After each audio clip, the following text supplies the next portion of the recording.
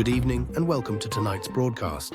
We begin with breaking news out of Europe, where French President Emmanuel Macron has made a bold and controversial proposal that could reshape the continent's security landscape and send ripples across the globe. France is offering to extend its nuclear deterrence to other European nations, including Germany, in what many are calling a historic move toward European defense independence. But this proposal is already sparking strong reactions from Russia, the United States, and even within the European Union itself. Here's what we know so far. President Macron has long been an advocate for Europe taking greater responsibility for its own security. And now he's putting that vision into action. France, as the only EU country with nuclear weapons since Brexit, is offering to share its nuclear deterrence with its European allies. Macron's message is clear. Europe can no longer afford to rely solely on the United States for its defense. Instead, he's calling for a stronger, more self-reliant Europe, one that can stand on its own in the face of growing threats. This proposal comes at a time of heightened tensions with Russia.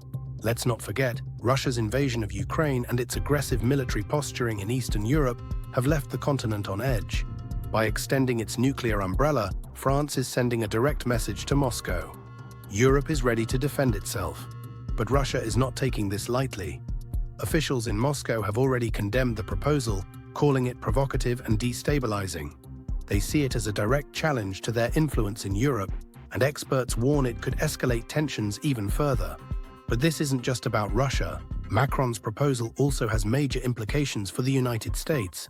For decades, the US has been the dominant player in European security, largely through NATO. But this move challenges that dominance. It's a signal that Europe is ready to take the lead in its own defense, reducing its reliance on American security guarantees. And while some European countries, like Poland and the Baltic states, have welcomed the idea, others are more cautious. Germany, for example, has expressed interest but hasn't fully committed. And smaller EU nations are raising concerns about being left out of the decision-making process. So what does this mean for NATO? Well, it's complicated.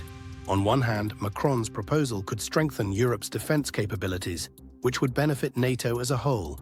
But on the other hand, it could create divisions within the alliance.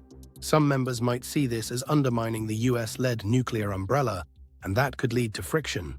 It's a delicate balancing act, and how it plays out will depend on how well France can build trust and consensus within the EU and NATO. And then there's the global picture. This isn't just a European issue. It's a move that could shift the global balance of power. For Russia, it's a clear threat. For China, it's a signal that Europe is stepping up its game, which could complicate Beijing's strategic plans. And for the United States, it's a wake-up call. If Europe starts to rely less on American security guarantees, it could weaken US influence in the region. This is a moment of change, and the stakes couldn't be higher. But let's not forget the challenges. Expanding France's nuclear deterrence to cover all of Europe would require significant financial investment. Billions of euros, in fact. And there are questions about how decisions would be made. Macron has made it clear that the use of France's nuclear weapons would remain under French control.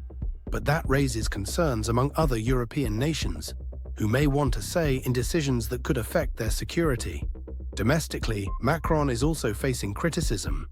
Some political leaders in France argue that sharing nuclear deterrence undermines national sovereignty.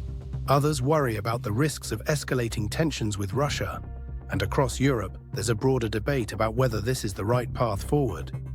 Is this a bold step toward a stronger, more united Europe? Or is it a risky gamble that could backfire? One thing is certain. This proposal marks a turning point for Europe. It's a move that could redefine the continent's approach to defense and reshape its relationships with global powers. But it's also a move that comes with significant risks. The decisions made in the coming months will have far-reaching consequences, not just for Europe, but for the world. So what happens next? Will Europe rally behind Macron's vision of strategic autonomy?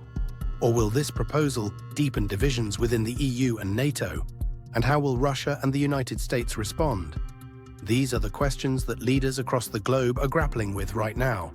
We'll be following this story closely as it develops, so stay tuned for updates. In the meantime, we want to hear from you. What do you think about France's proposal? Is it a step in the right direction, or is it too risky? Let us know your thoughts. And as always, thank you for watching. Stay informed, stay engaged, and we'll see you next time.